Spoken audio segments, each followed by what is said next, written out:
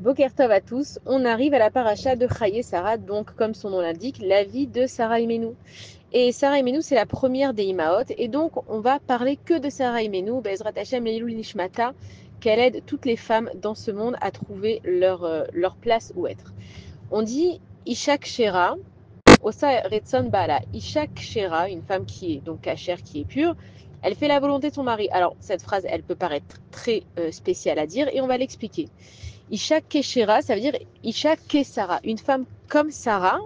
Alors elle fait la volonté de son mari. Ça veut dire quoi la volonté de son mari? Ça veut dire que Abraham et Sarah, ils ont été éprouvés tous les deux par 10 épreuves. Et donc en fait, toute leur vie, c'est une histoire qu'on nous raconte dans la Torah. Et nous, on passe en fait, si on réfléchit maintenant, qu'est-ce qu'on fait quand on étudie la Torah? On passe notre temps à réfléchir à ce qu'ils ont fait. Et Avram, il a fait comme ça, et Sarah, elle a réagi comme ça, et Yitzhak, il a fait comme ça. On regarde leur vie, en fait, c'est un petit peu contraire à ce qu'on vit tous les jours. Nous, on nous dit, ne mets pas ton regard chez les autres, ce qu'ils font, c'est ce qu'ils font. Et dans la Torah, on fait exactement le contraire. On étudie tout ce que les gens y font. Et elle a pensé, elle a réfléchi, elle a dit, elle est allée, et Rashi, il réexplique par-dessus, et les Mefarshim, ils vont dire, et le Midrash, il va encore nous raconter. Tout ça pour comprendre quoi? Que leur vie, c'était un exemple, mais que dans leur vie, il y a eu des épreuves. Et donc, en fait, c'est exactement la même chose que nos vies à nous. Et nous, on a toujours tendance, les femmes, à se dire, ouais, mais bon, ça va, nous, on n'est pas on peut pas être une sadéquette, et moi, je suis pas à cette hauteur, et moi, je peux pas faire ça. Ça, c'est toi qui te le dis. Mais Isha Kshera, on parle d'une Isha, d'une femme normale. Osa Retson Bala, c'est quoi Retson Bala? Alors, il faut comprendre que le couple, c'est pas deux personnes séparées, c'est deux moitiés ensemble. Ça veut dire que 0,5 plus 0,5, ça fait 1. Donc, la femme, elle est relègue du mari. On sait qu'elle a été prise donc de la côte du mari. Ça veut dire que la femme, elle appartient en fait au mari. Alors, encore une fois, ce mot appartenance, il peut paraître très bizarre. Mais l'appartenance, ça veut dire que c'est l'homme en fait qui prend la achrayout, la responsabilité de la femme. Et c'est ça ce qui s'est passé à la faute de Adam et Chava. C'est que Akadosh Baruch Hu lui a donné une femme. Et il s'est passé ce qui s'est passé avec Chava et c'était prévu. Et quand Akadosh Baruch Hu lui a demandé à Adam Arishon, il lui a dit qu'est-ce qui s'est passé, il lui a dit ah c'est pas moi, c'est la femme que tu m'as donnée. Et donc Hachem lui a dit alors attends, si elle fait ce que tu veux, donc elle est bien. Et puis dès qu'elle fait pas comme il faut, alors là tout d'un coup c'est plus ta femme, tu t'en occupes pas.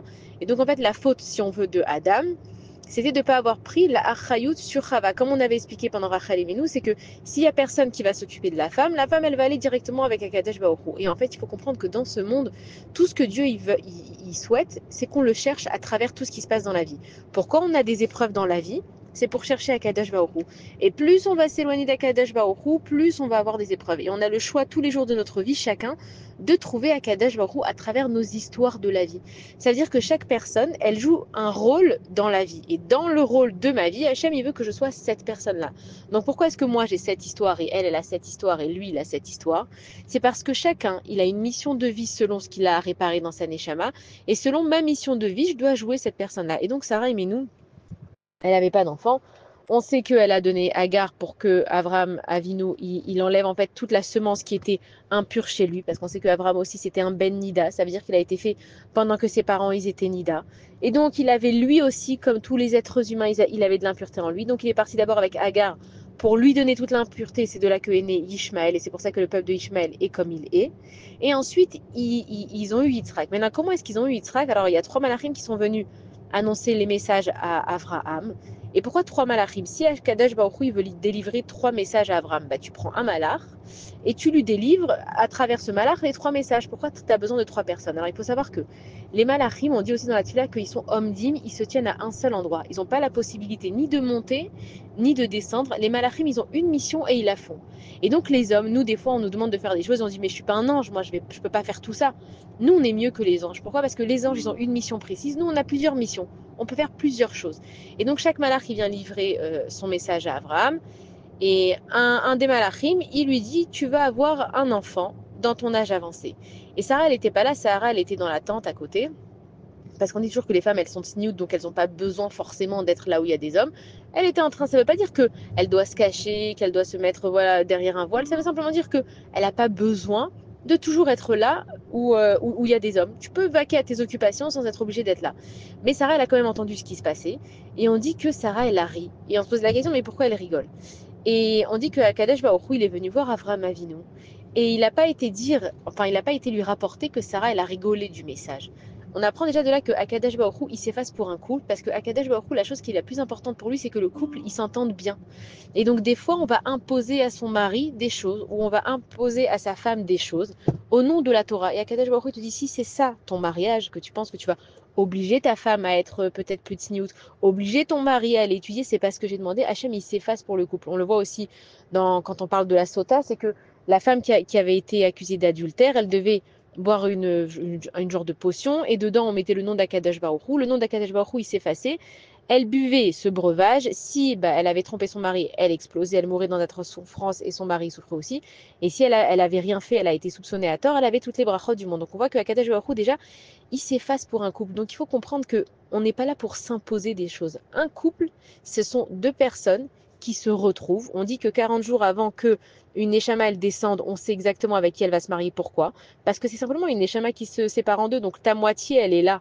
C'est juste que tu l'as pas encore trouvée, tu n'as pas encore fini ce que tu devais faire pour la trouver. Mais de dire que Akadosh Baruch Hu, il t'a oublié, Hachem, il n'oublie personne et à aucun moment. Si c'est pour le couple, si c'est pour les enfants, si c'est pour la parnassa, peu importe ce que tu as dans ta vie, déjà Akadosh Baruch Hu, il oublie personne et on voit que Hachem, il s'est effacé pour le couple. Donc déjà, la première leçon, c'est de savoir de ne pas s'imposer des choses. On ne marche pas l'un contre l'autre, on marche l'un avec l'autre à travers les épreuves de la vie. Et quand Sarah, elle a rigolé, c'est que Sarah, elle savait qui était Akadosh Baruch Hu. On dit que ça veut dire quoi qu'elle savait c'était qui Akadosh Baruch Hu? C'est qu'elle voyait Akadosh Baruch Hu à travers tout ce qui se passait dans sa vie. Et donc Sarah, elle a compris qu'il y avait une histoire qui devait se dérouler avec Yitzhak qui devait descendre.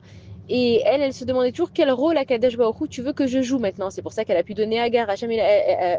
Pardon. Sarah, elle a compris que Abraham, il avait des nitzotzot qui étaient impurs. Elle a dit ok, alors dans cette histoire, il faut que je donne Agar. C'est pas que je vais être moins désirée, c'est pas que je vais être moins aimée.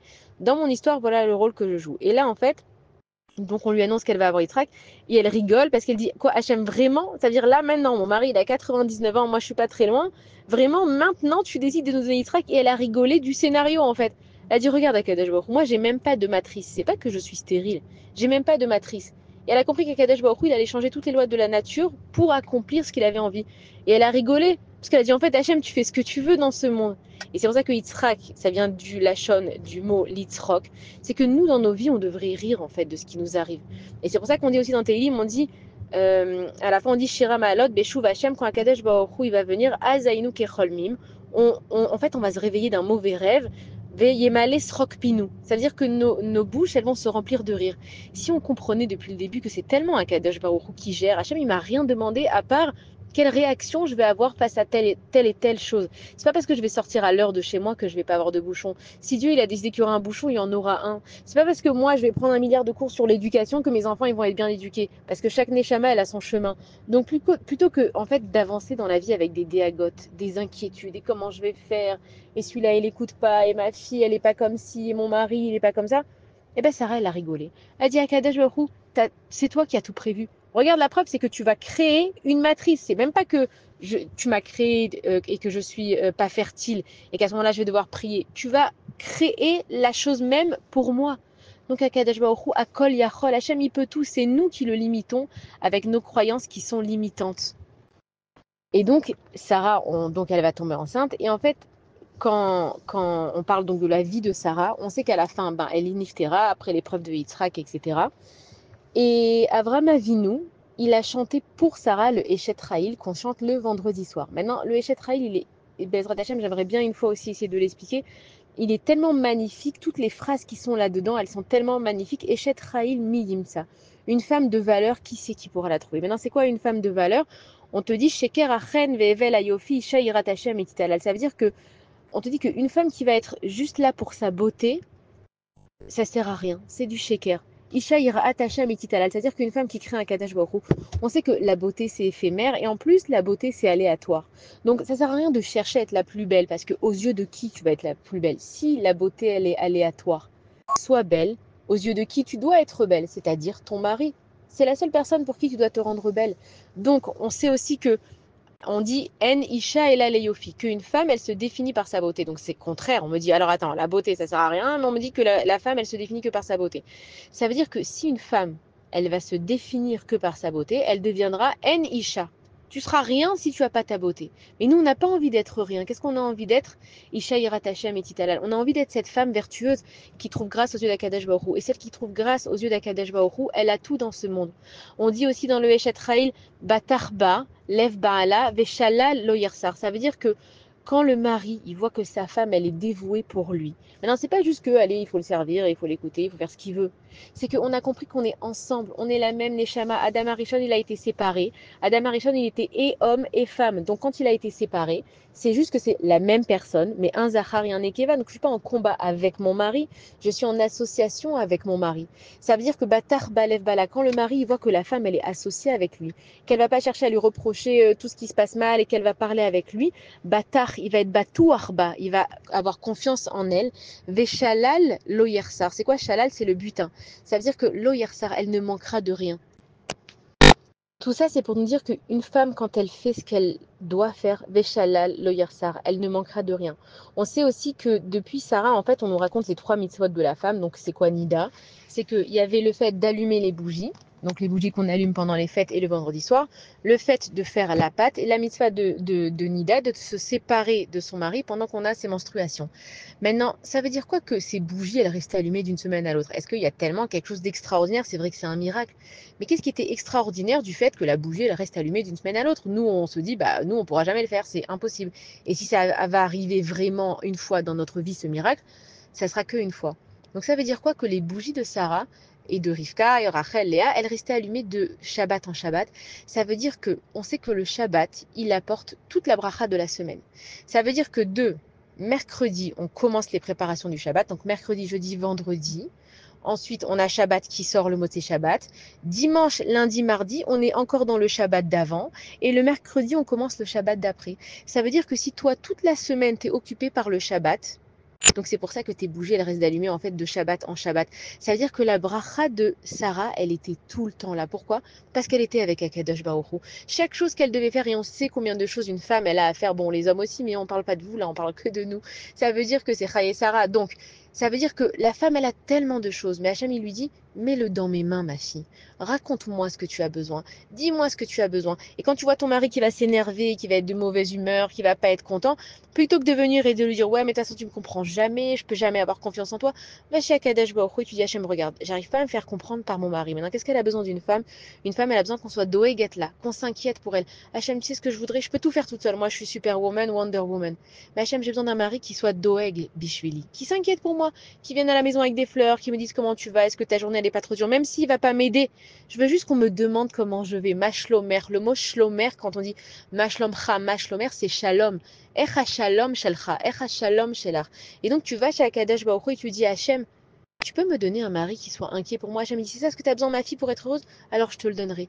Et en fait, tu vas diriger tes prières pas contre ton mari. Hachem, c'est quoi ce mari? Et j'en peux plus de lui. Et si j'avais quelqu'un d'autre? Tu vas dire à Kadosh Baruch Hu, aide-moi à construire dans ma maison une maison où tu peux résider. Et on dit Chochmat Nashim Banta Beta. Ça veut dire que la Chochma, la sagesse d'une femme, l'intelligence d'une femme, c'est elle qui a construit sa maison. C'est quoi l'intelligence d'une femme? C'est de savoir pour qui tu travailles. Si tu es dans une société et que tu travailles pour la mauvaise personne, eh ben, tu fais le mauvais travail. Nous, on est là, on travaille pour Akadosh Baruch Hu, on est Ezer Kenegdo, on est là pour aider l'homme à retrouver sa connexion avec Akadosh Baruch Hu. Comment? En ouvrant nous les portes avec Akadosh Baruch Hu.